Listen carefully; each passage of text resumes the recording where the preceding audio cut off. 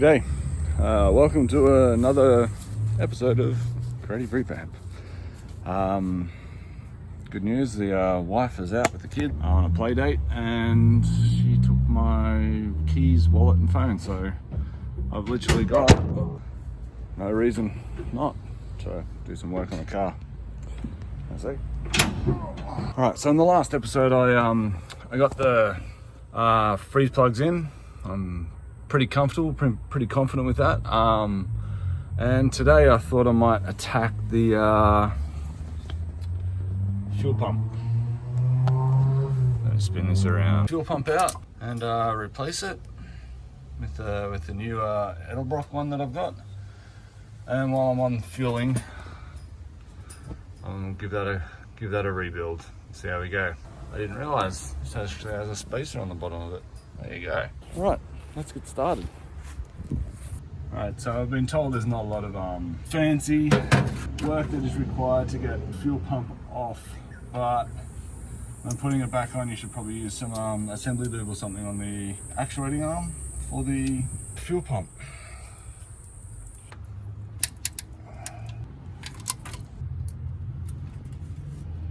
That's not it.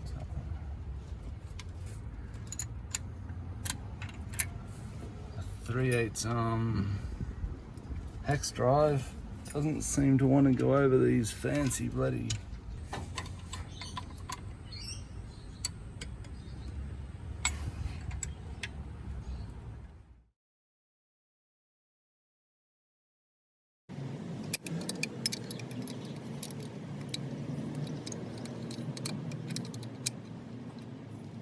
Do I really have to remove the power steering pump?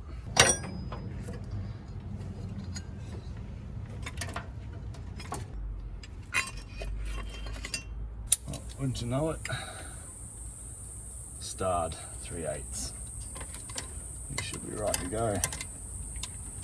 Now I did read somewhere that setting your engine in a specific point in its rotation, so the crankshaft or the camshaft really, will make it easier to, very much a Chevy thing when I was looking into it. A lot of people said on the Chevs, and yeah, big block sheds, that would be an ideal thing to do.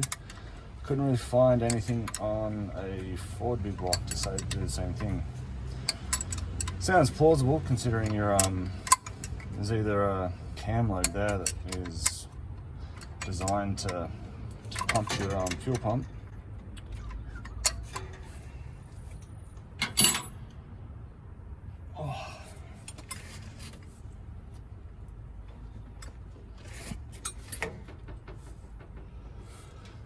Yeah, there is a cam lobe that's designed to push or actuate the arm of your fuel pump.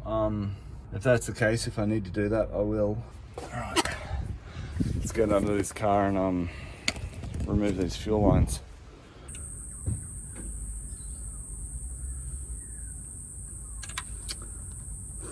Shouldn't have taken that other bolt out, should I? So I'd suggest if you ever remove a mechanical fuel pump, remove the lines first. Makes it a little bit easier. And done.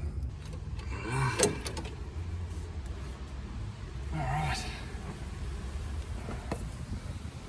So it looks like it's been in there for a little while. A little bit of wear there. Fair bit of gunk up in there.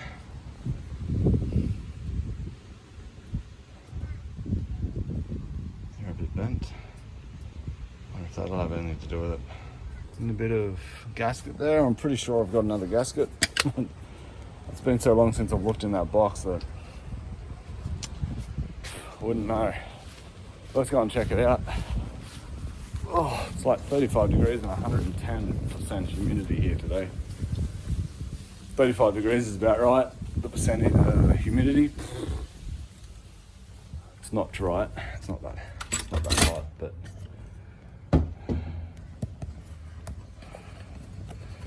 sorry, it's not that humid.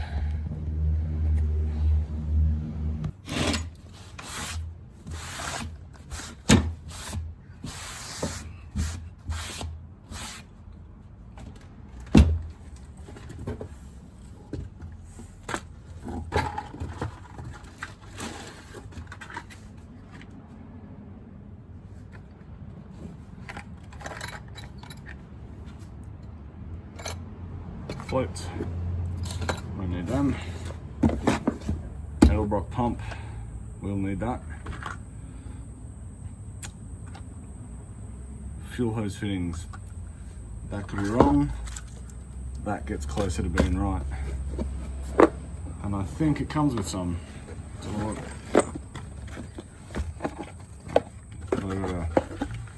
Fuel pump. Gasket, some new bolts, new edelbrock sticker. That's it for that box.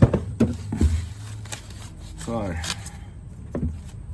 this is what we're aiming for. Inlet, outlet. No, inlet, outlet. This is what we're working with.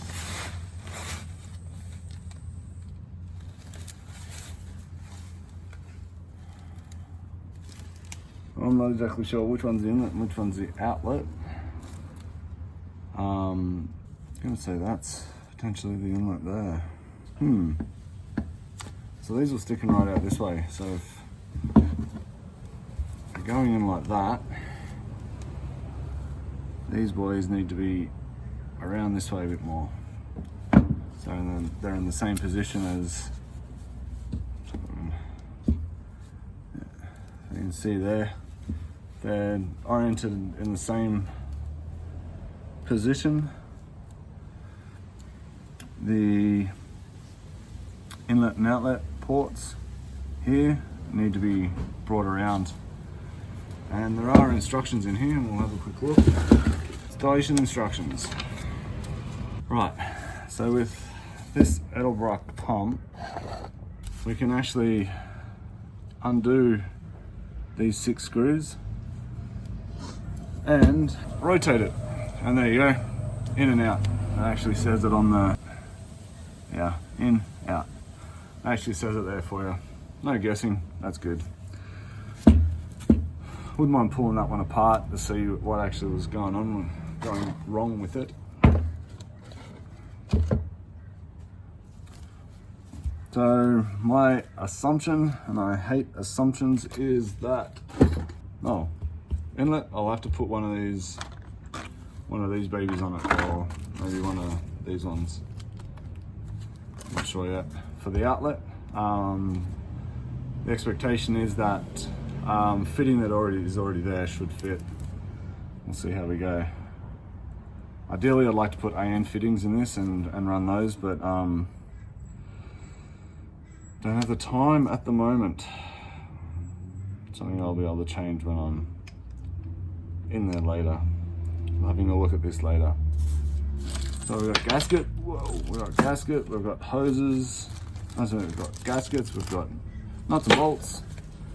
I just need to go and get Torx heads, screwdrivers for the screws, and we'll get this rotated so it's running parallel with the mounting body here.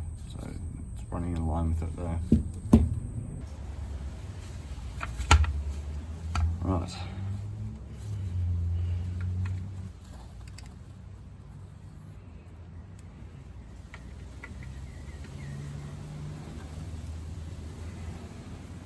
T25, ladies and gents. Right,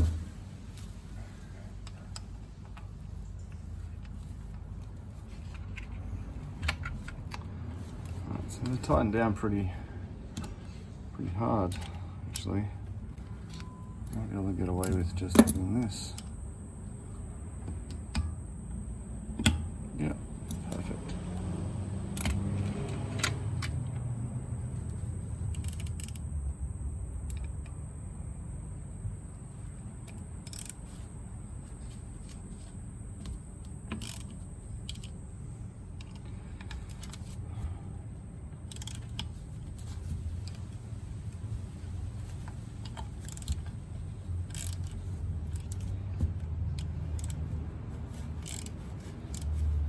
I'm going to loosen them off a little bit to start off with. And it doesn't say to do that, it just says remove all 6 screws from the perimeter of the pump pulsator. That's going to be a tough Trying to get that.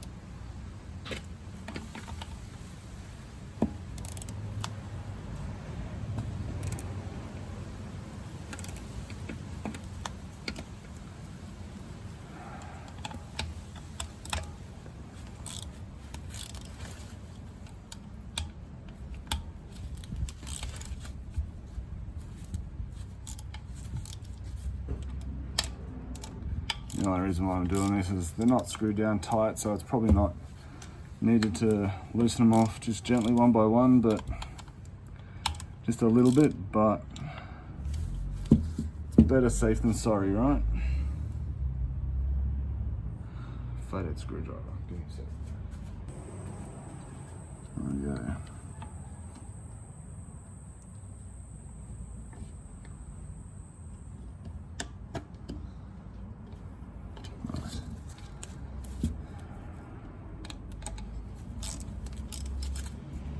Keen to open the other one up actually, just to see what it looks like. Yeah, I feel it start to come a bit loose. It should be right now.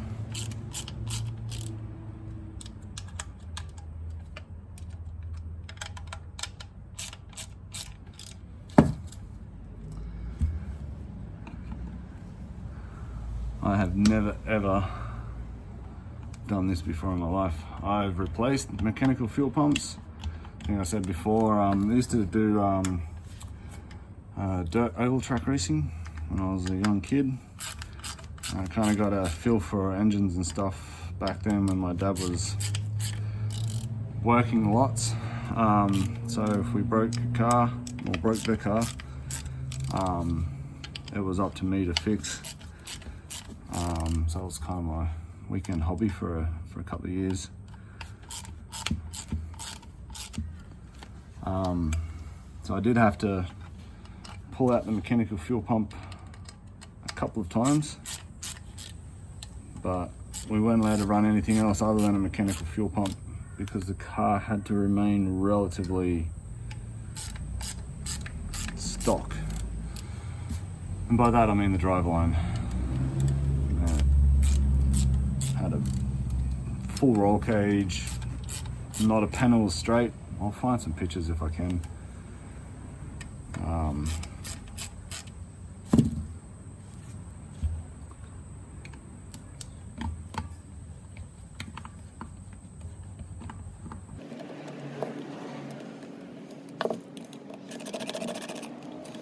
Yeah, stock it was not. It was definitely the opposite.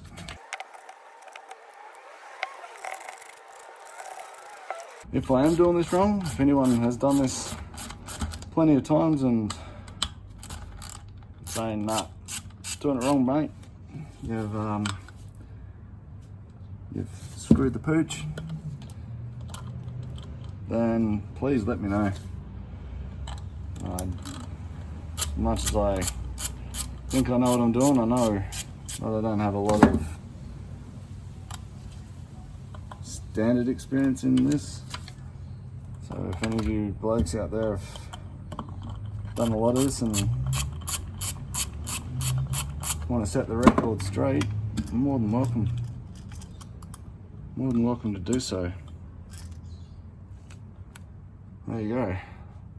That's an interesting design. If you look at that, that's all it is. That's super interesting. Right, so the fancy work is in here. You got the inlet and the outlet. This is the look underneath, the spring and the diaphragm. So this does all the sucking and pushing. Try and get this up. One-way valves, you can see there. So that does the flow control, which allows this to be turned around and manipulated and managed in to suit your application. That, my friends, is pretty amazing. It's pretty cool. Alright, now so getting this back in is gonna be fun. Woohoo!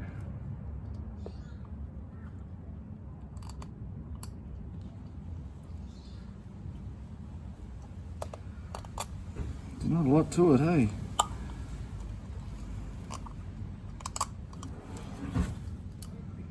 Actually, studying engineering and doing this at the same time has been a bit of fun, because a lot of the engineering that we do, like a lot of stuff that you do, is theoretical.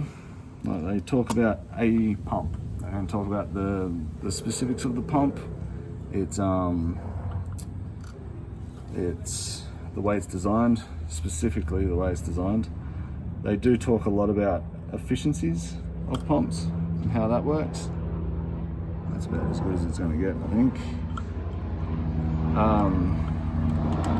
So we'll deep dive into the efficiencies of a pump and how to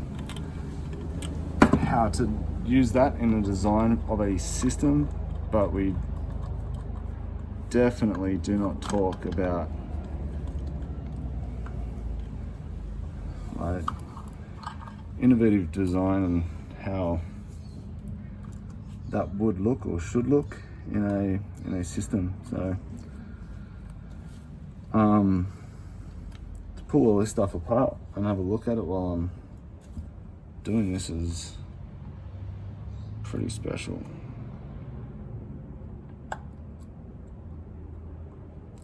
Pretty cool. Not sure if you're that way inclined, but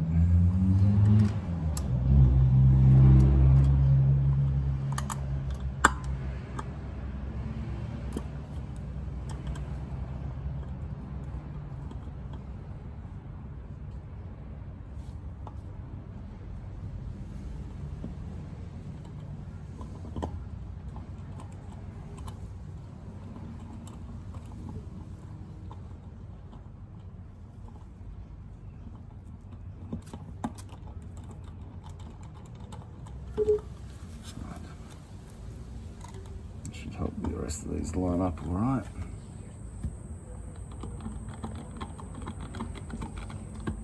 Yeah.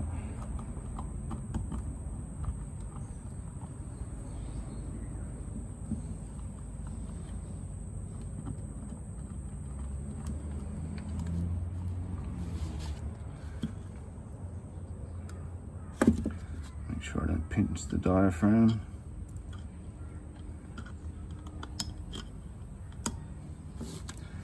Pretty sure that would be bad.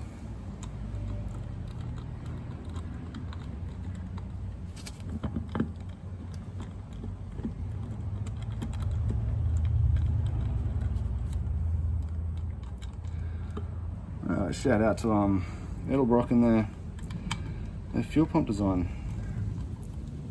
I'm impressed, I like it.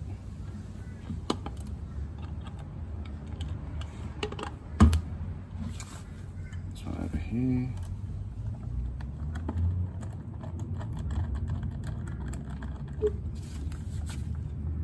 This would be definitely a case of just taking your time and getting each of these down at a reasonable pace.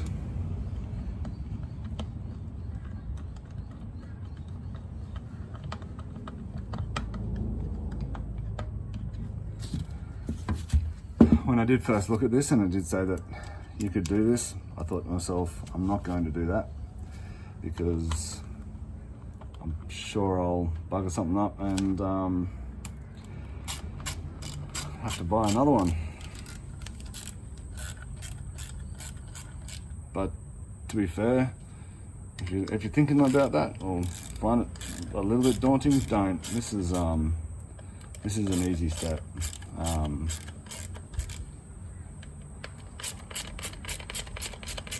And it really is required, because the outlet pipe is pointing out, like you saw the original one here. It's sticking right out here, right? So don't really have much of a choice.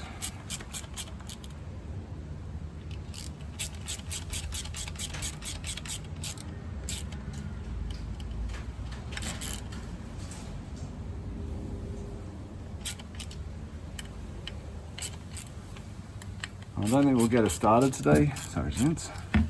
I don't think we'll get her started today, the Galaxy, but I think we'll go close. I wouldn't mind getting the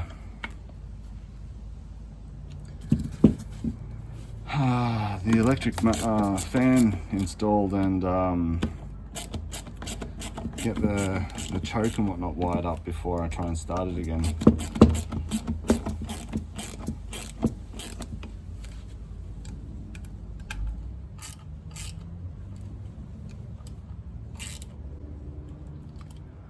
All right.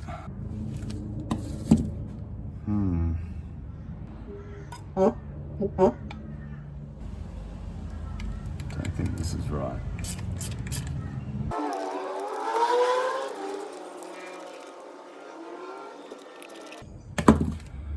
Rightio team.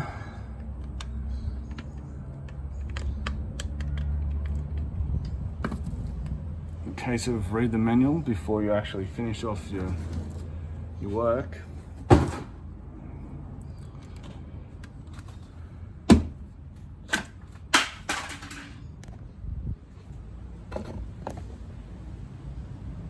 It says to hold the fuel pumping device. Yeah. Hold the fuel pumping device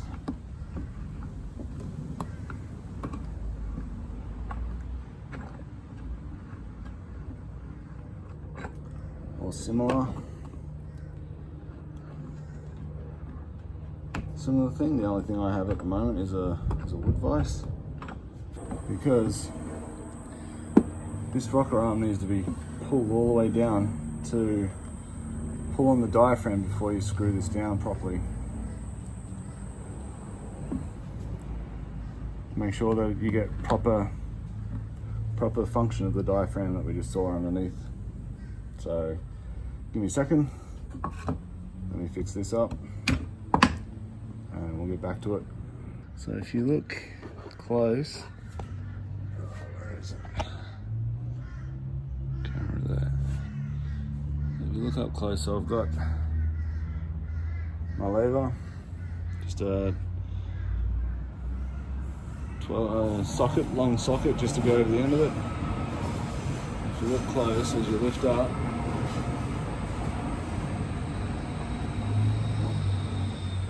you can see the diaphragm move.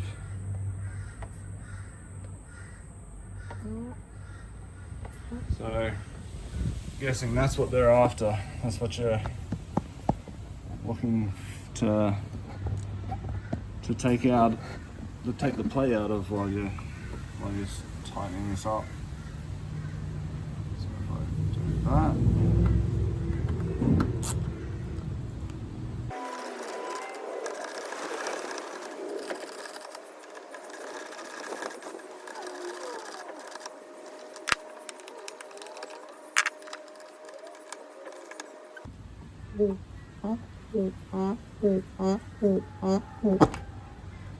Seems pretty good now. Okay. Final thing is to torque this down to like 25 to 30 foot-pound. I have a torque wrench here, but it's one of the big ones. What do you know? It does go down to 25 foot-pound. So give me a sec. 25 foot-pound.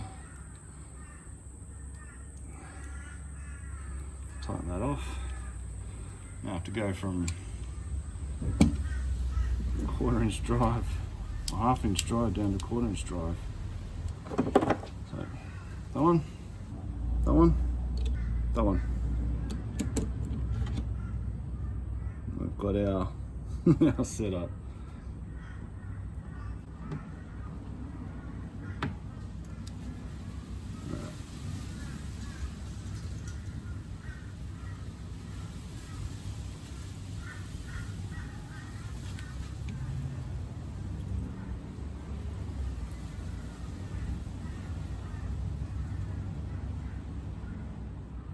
It does ask to tighten this in a progressive star pattern, so not just go around, but do what I'm doing here.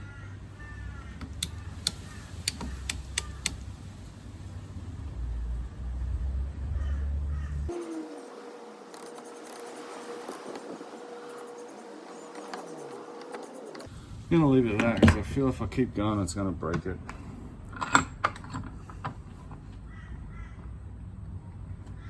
They're all in there pretty damn tight. I'm pretty happy with that. Rightio, so we've got the it's a 3/8 amputee fitting. The nut size there is 11/16. I'm just going to add a bit of the high temp gasket maker or sealant just around the end here to make sure it all tightens up nicely. Doesn't leak is what I'm after. There we go. All in. So it's input, that's where my rubber hose will go. Output, that's where the other hose will, the metal fitting will go, the original metal fitting. I've got a hose clamp over the top of that. I've got others. Right, so I was a little bit curious about that hole there. Wasn't sure if there was meant to be a screw or something that was meant to go in there to plug it all up, but I just read the instructions. Always RTFM, right? That's the fuel breather. Sorry, the pump vent hole. So I'm guessing that's where if there's any backup on this side of the pump or pressure up on this side of the pump, it'll pump out. So that could cause a problem if it gets blocked. But I think we're good to go. Wipe some of that sealant off. Alright, let's go and install a shiny new fuel pump. Clean up your mating surface. Oh, that looks interesting in there. There's a timing chain in there. And it looks fancy and new. I've said it before, this car is kind of a bit of an enigma to me, like a bit of a mystery, because part of it kind of suggests that it's an old car, obviously. It's had some old parts put on it, but all these new ARP bolts and whatnot on it, and the new blue, all that blue paint. Maybe this car isn't as old as it seems.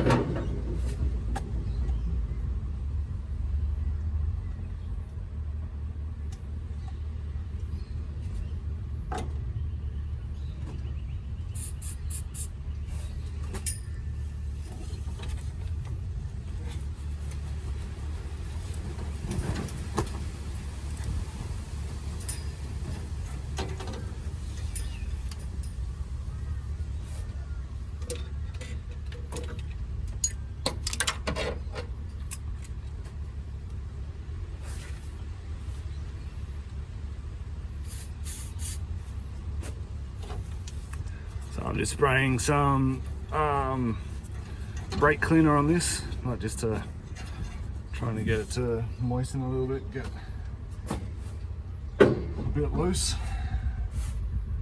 Have another go at it with this now. There we are.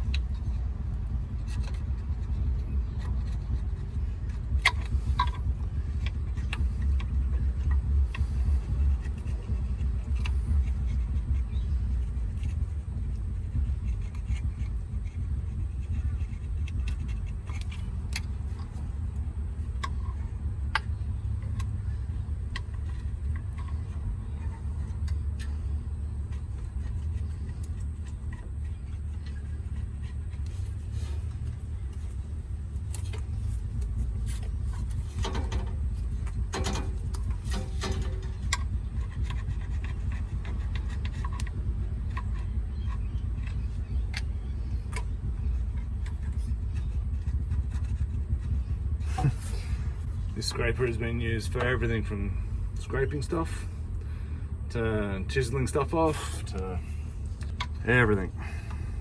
I used to be one of those guys that would use a bloody chisel as a screwdriver. Kind of learned that a chisel has a bevel edge on it for a reason, and it's not for screwing in screws. But you learn those lessons the hard way, because when you need your chisel for its actual use at a specific time, and it's as bad as sharp as your cousin Ned, you kind of realize that you shouldn't have used it as a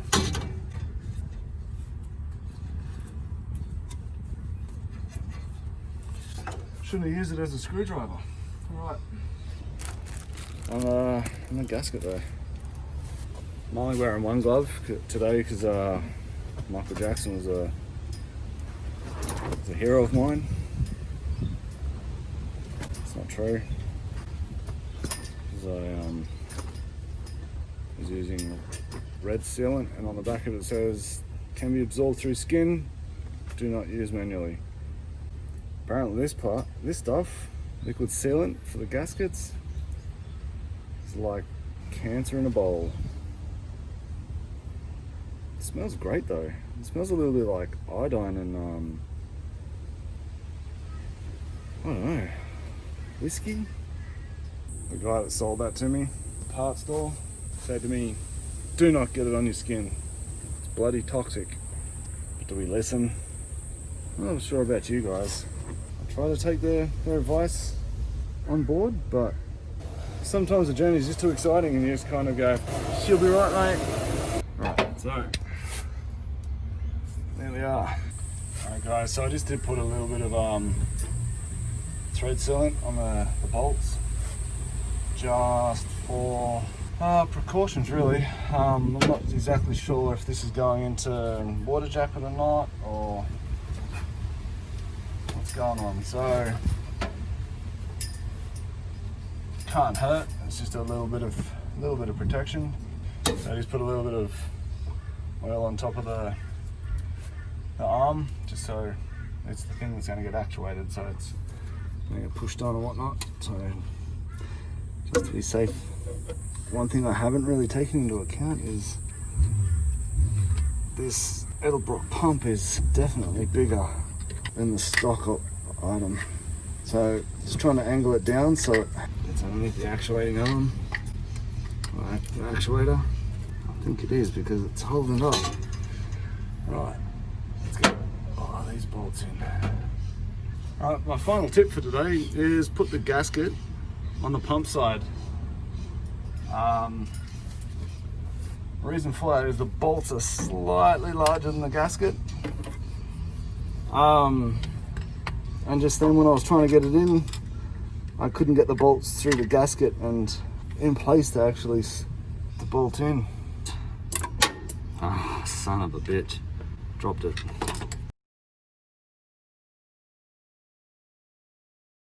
Rightio. That. Oh. Right, that in its current form is pretty bloody hard. It's tight space, it's not going in directly straight. So the reason for that is what I was saying before, the actuator at the end of the cam, or on the gears or whatever it is at the front of the engine there, must be at a point where it's just pointing down. So the arm is getting pushed down, which then pushes the face of the part out, the pump out. And you've got to getting that flat to get those screws in would be ideal. Now, the YouTube video that I actually looked at with the guy replacing the pump said that to make this easier on yourself, move it so your distributor dizzy, your connecting point, was around between 2 and 6. So if you look at the distributor, I can't remember which one's, well actually this one is 1 right here. This one is 1. So Ford engines go 1, 2, 3, 4, 5, 6, 7, 8. So 1 and 2 is this one, this one, this one. So 2, that would be 6. So have your dizzy point over that direction, because that will make your life easier. So so 2 and 6. So have your dizzy point this direction, and apparently it will make your life easier putting a fuel pump in.